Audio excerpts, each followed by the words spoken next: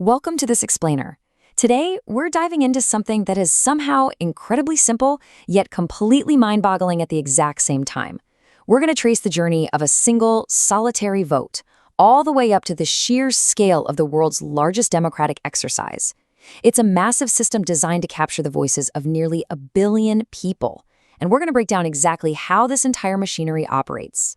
Okay, let's dive right into this. To really get a feel for how audacious this whole thing was, we have to look back to November 1949. During the Constituent Assembly debates, Aladi Krishnaswamy Iyer pointed out that India adopted adult franchise with abundant faith in the common man.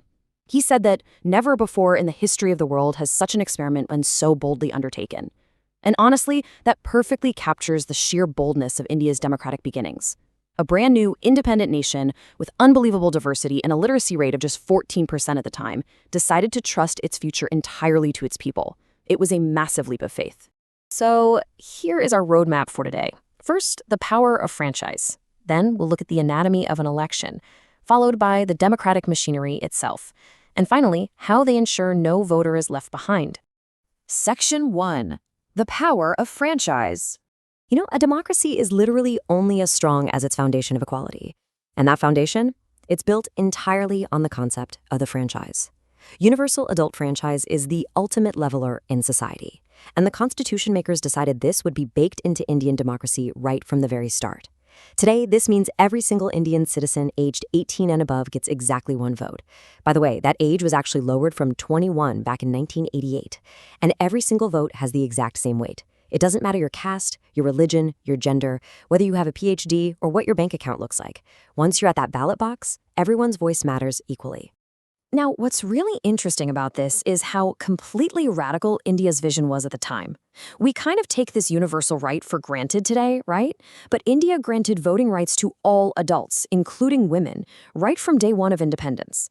Just contrast that with other deeply established democracies where women had to fight long, bitter battles for this basic right. Switzerland didn't even grant women the right to vote until 1971. India relied on a really progressive constitutional vision to make sure these rights were just there from the get-go. Just think about the women's suffrage parades happening in the US back in 1913, for example. It really hits home that universal franchise absolutely was not a global given. It was a hard-fought battle in so many places. The fact that India actively chose to bypass that entire struggle and enshrine universal voting rights immediately, that is a huge testament to the core values of its democratic foundation. Section 2, anatomy of an election. So we've got the philosophical foundation. Let's shift gears from that macro history to a super relatable micro level to see how this actually plays out in practice. Imagine grade 8 at Suryodaya School. They're electing a class representative, and they've got 3 candidates. Ahmed, who's promising better cleanliness, Gurmat, who wants a peer coaching system, and Ravi, who's all about more arts and music. First, they campaign. Think posters, speeches, even a lunchtime music performance. Then it's voting day. Their teacher, Miss Usha, steps in as the election officer. She sets up a secret ballot, which is absolutely crucial, because nobody knows who voted for whom. It ensures a totally private, fair choice with zero pressure. She even makes sure there's a braille ballot for a visually impaired student, Naya. Finally, the sealed box is opened, the votes are counted, and a winner is declared. It's literally the exact same mechanics of a national election, just zoomed way in on a classroom scale. But hold on, what if a student just didn't like Ahmed, Gurmat, or Ravi's ideas? Well, the crucial point is that India offers this fascinating option on its actual ballots called NOTA, which stands for none of the above. NOTA empowers voters to officially reject all the candidates if they're not feeling any of them. Now, while it doesn't automatically overturn the election result, it sends a quiet but incredibly powerful, quantifiable message to political parties that the voters expect better choices. It's such a vital tool for democratic feedback. Section 3. The democratic machinery.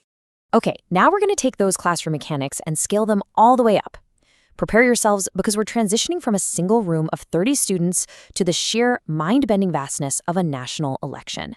980 million. Just let that sink in for a second. That is the number of eligible voters in the 2024 general election. To put that into perspective for you, that's roughly 15 times the entire population of the United Kingdom. Managing an electorate of this size is a logistical challenge unlike anything else on Earth. And it's not just the sheer volume of people, it's where they are. Those 980 million voters are spread out across 543 parliamentary constituencies that make up the Lok Sabha. That's the lower house of parliament. Keep in mind, in terms of sheer landmass, India is 6 times larger than France. You're dealing with incredibly diverse, deeply challenging geography. We're talking everything from massively congested urban megacities to remote Himalayan mountains and super dense forests. So how do you actually accommodate all these people across all that terrain? You set up over 1 million polling stations. Literally, over 1 million. This guarantees that voting is physically accessible to people, drastically cutting down the distance any given citizen has to travel just to exercise their fundamental right. And this brilliantly illustrates why the whole world pays attention. Looking at the global headlines from the 2024 Lok Sabha elections, you see phrases like world records and 64.2 crore people voting, which translates to 642 million actual physical votes cast. The world watches this stuff because coordinating a free and fair event of this magnitude is, quite frankly, a modern administrative marvel. So how on earth is a logistical triumph like this even possible?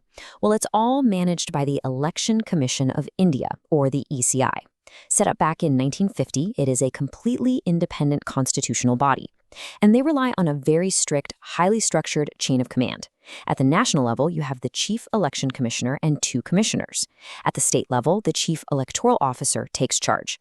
Then down at the ground level, the district level, you have the District Election Officer, the Returning Officer who actually conducts the elections, and the Electoral Registration Officer who manages the massive voter lists.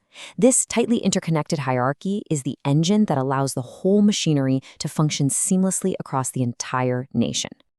Section 4, No Voter Left Behind. Now, it's super easy to just get completely lost in the millions and billions here, but the real beauty of this entire system is that it's fundamentally designed around the individual voter. The ECI goes to truly extraordinary lengths to ensure absolute zero exclusion. I mean, electoral officials will literally hike through snow-capped mountains and dense jungles just to set up polling stations in the most remote terrains imaginable. Recently, they even introduced home voting for the elderly and persons with disabilities, quite literally bringing the ballot box straight into their living rooms. They offer postal voting, they print Braille-enabled voter cards, and they have app-based services where voters can just request wheelchairs and ramps right at the polling stations. They're actively constantly removing barriers. Let's move to the digital side and see how this builds out even further. The ECI has a dedicated portal specifically for persons with disabilities, acting as a one-stop digital tool designed to break down any remaining barriers to the franchise. By giving citizens the ability to register their specific needs in advance, the ECI guarantees that on voting day, the physical environment of the polling booth won't prevent a single person from casting their vote. We've seen how this totally audacious, simple concept of universal franchise, born from a bold constitutional experiment, scales up into this awe-inspiring, meticulously planned operation. From Miss Usha's classroom ballot box all the way to over 1 million polling stations navigating mountains and megacities, the entire machinery exists for one single, solitary purpose: to record your choice. So, I want to leave you with this final thought. With a system designed and deployed at an unimaginable scale just to hear every single voice, how will you use yours?